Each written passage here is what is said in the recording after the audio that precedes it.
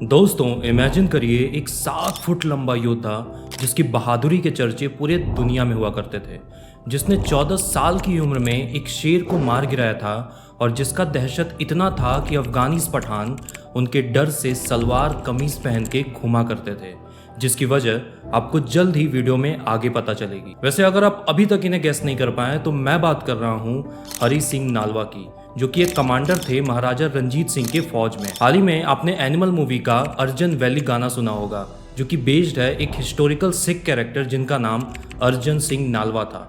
और हम आज बात करने वाले हैं उन्हीं के पिता यानी कि सरदार हरी सिंह नालवा की। हरी सिंह नालवा का जन्म 29 अप्रैल 1791 में रंगरेता फैमिली में हुआ था। 7 साल की उम्र में ही उनके पिता का देहांत हो गया था, जिसके बाद वो अपने मामा के साथ रहने लगे थे, जहां उन्होंने युद्ध करने की सारी कलाएं सीखी, जिसमें घुड़सवारी से लेकर तलवार चलाने तक सब कुछ शामिल था। 1804 में यानी कि जब वो 14 साल के थे तो उनकी माँ उन्हें महाराजा रंजीत सिंह के यहाँ भेजती हैं किसी प्रॉपर्टी डिस्प्यूट को लेके। बात करने के साथ ही रंजीत सिंह को उनकी काबिलियत का पता चलता है, जिससे इम्प्रेस होकर वो उन्हें पर्सनल अटेंडेंट का एक पोस्ट दे देते हैं। अभी तक महाराजा रंजीत सिंह को सिर्फ उनकी काबिलियत के बारे में पता था, बट जल्द ही उन्होंने इसे अपने आंखों से देख भी लिया। सो हुआ कुछ यूं कि एक बार रंजीत सिंह और कुछ और सिपाही जिसमें हरी सिंह भी शामिल थे, वो किसी जंगल में घूम रहे थे। तभी एक बाघ ने उन पर आकर हमला कर दिया, जिस पर हरी सिंह ने रिएक्ट करते हुए उस बाघ को अकेले दम पे मार डाला और तभी से उनका नाम बाघ मार रख दिया गया। इस इंसिडेंट के बाद उनके नाम के आगे नालवा लगा दिया गया, which means one with a claw. और इसके साथ साथ रंजीत सिंह ने उन्हें प्रमोट करके सरदार का भी पोस्ट दे दिया, जिसके अंडर 800 घुड़सवार सोल्जर्स आते थे। इसी तरह से वक्त बीतता गया और हरी सिंह नालवा का प्रमोशन होता गया और जल्द ही वो 1807 में कमांडर इन चीफ भी बन जाते हैं। और यहीं से शुरू होती है कमांडर हरी सिंह नालवा की पराक्रमी किस्से। सबसे पहले वो 1807 में बैटल ऑफ कासूर को जीतते हैं, जिसे महाराजा रंजीत सिंह पिछले 7 अटैक्स में नहीं जीत पाए थे। है ना कमाल की बात। उसी साल वो मुल्तान में 7 बार अटैक करते हैं और उसे भी सिख एम्पायर का एक हिस्सा बना लेते हैं। अगला बैटल उनका सियाकोट में होता है, जहां 17 साल के हरी सिंह नालवा उस बैटल को लीड करते हैं और अपनी सेना को जीत दिलाते हैं। इसी तरह से 1808 में बैटल ऑफ जम्मू, 1810 में बैटल ऑफ मुल्तान, 1813 में बैटल ऑफ अतोक एंड 1816 में बैटल ऑफ महमूद कोट, ये सारे जंग को वो अपने पराक्रम के बल पर जीतते हैं। और फिर होता है 1818 में बैटल ऑफ मुल्तान, जिसमें 10,000 सिख सोल्जर्स 40,000 अफगानी से लड़ते हैं, जिसमें हरी सिंह नालवा अपने पराक्रम का परिचय देते हैं। हरी सिंह अकेले अपने 10,000 सोल्जर्स के साथ अफगानिस पर 6 बार आक्रमण करते हैं और इतनी तबाही मचाते हैं कि दूर दूर तक उनके खौफ के किस्से थे। उस वक्त अफगानिस के बीच एक किस्सा बहुत ही प्रचलित था, और वो ये था कि हरी सिंह बूढ़े, बच्चों और औरतों पर हाथ नहीं उठाता, और इसी खौफ की वजह से वहाँ के मर्द अपनी जान बचाने के लिए सलवार कमीज पहनना शुरू कर दिए थे। इवन अगर आप आज भी अफगानिस के कपड़ों को देखोगे तो वो बहुत हद तक सलवार कमीज का ही एक वेरिएंट है। आई नो आप में से बहुत से लोगों को ये लग रहा होगा कि ये स्टोरी मैंने बनाई है, but let me go ahead and quote the exact words of मैंगुल औरंगजेब, जो कि एक पश्तून लीडर थे। The Sikh army of Maharaja Ranjit Singh under the leadership of Hari Singh Nalwa come to the frontier in the 1820s and swiftly conquered our ancestors. It's the only time in recorded history that our people were ruled over by the foreigners. The locals were so utterly terrified of the Sikh army that they used to hide every time the Sikh came into view. During this time, the word was spread around that the Sikh did not harm elderly people, women and children, and that the local man who did not wish to earn wrath of Sikhs should wear the garb of Punjabi women, which was the salwar kameez. I hope आपको अब believe हो ही गया होगा। वैसे आपने शोले का ये कहावत तो सुना ही होगा कि बेटा सो जा वरना गब्बर आ जाएगा। हालांकि आपको जान के हैरानी होगी कि इसका ओरिजिन अफगान से था, जहां वहां की औरतें अपने बच्चों को सुलाते वक्त ये कहा करती थी कि बेटा सो जा वरना हरी सिंह नालवा आ जाएगा। अभी तक तो आपको समझ ही आ गया होगा कि हमारे हरी सिंह नालवा कितने ज़्यादा पावरफुल थे, और अभी तक ये सिर्फ 27 साल के ही थे।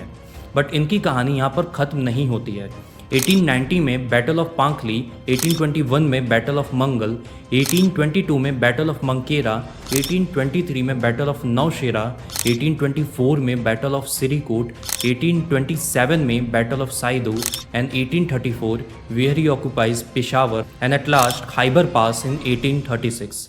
ये सारे जंग ना सिर्फ इन्होंने लड़े हैं बट विजयी भी रहे हैं, और शायद यही वजह है कि साल 2013 में बिलियनियर ऑस्ट्रेलिया, जो कि एक मैगजीन है, उन्होंने वर्ल्ड के टॉप 10 कॉन्करर में नंबर 1 पे हरि सिंह नालवा को रखा था, जो कि Genghis Khan and Alexander the Great को भी उस लिस्ट में पीछे छोड़ देते हैं। ग्रीक का एक बहुत ही फेमस कोट है, 10 soldiers wisely led will beat 100 without a head, यानी कि 10 सिपाही जिन्हें बुद्धिमानी से लीड किया गया हो वो आसानी से उन 100 सिपाही को हरा सकते हैं जिनके पास बुद्धि नहीं है।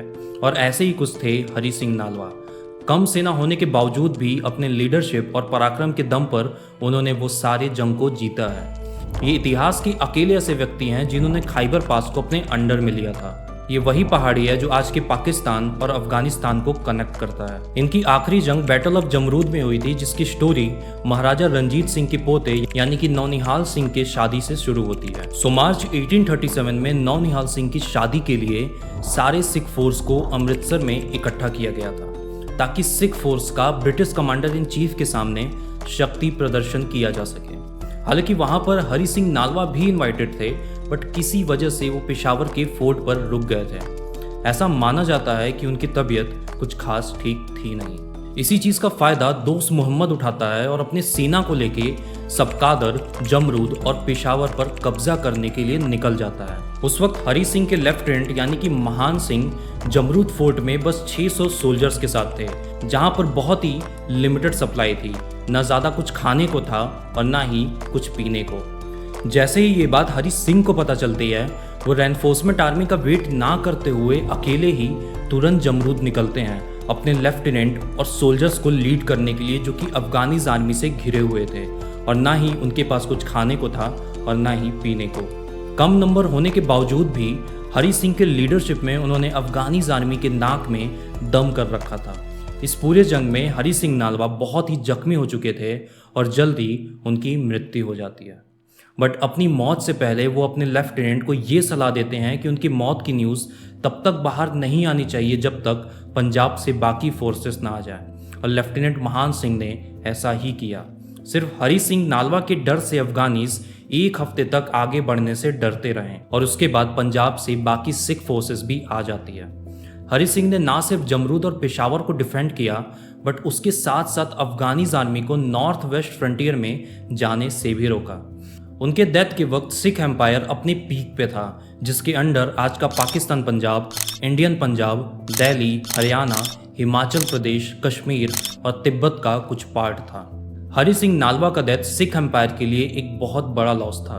2 साल बाद यानी कि 1839 में महाराजा रंजीत सिंह की भी डेथ हो जाती है, और तभी से सिख एम्पायर का डाउनफॉल होना शुरू हो जाता है, जहां वो फर्स्ट एंग्लो सिख वॉर 1846 में और सेकेंड एंग्लो सिख वॉर 1848 में ब्रिटिशर्स के अगेंस्ट हार जाते हैं। इन सब के बावजूद हरि सिंह नालवा एक महान और पराक्रम योद्धा थे, जिसे आपको और आपकी फैमिली को ज़रूर जानना चाहिए। Share this video to your friends and family, ताकि उनको भी हरि सिंह नालवा जैसे पराक्रमी योद्धा के बारे में पता चल सके। So guys, this is all about the great warrior Hari Singh Nalwa. I will see you in few days. Until then, take care of yourself. It's Harsh here and you're watching Mr. Grey.